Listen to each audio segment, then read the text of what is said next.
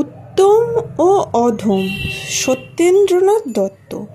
কুকুর আসিয়া এমন কামড় দিল পথিকের পায়, কামড়ের চোটে 20 দাঁত ফুটে বিষ লেগে গেল তাই। ঘরে ফিরে এসে রাত্রে বেচারা বিষম ব্যথায় জাগে। মেয়েটি তাহার তারই সাথে হয়, জাগে শিয়রের আগে।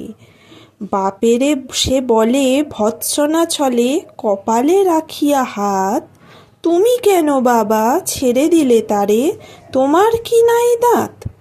কষ্টে হাসিয়া আর্ত কহিল, তুই রে হাসালি মোরে, দাঁত আছে বলে কুকুরের গায়ে দংশি কেমন করে?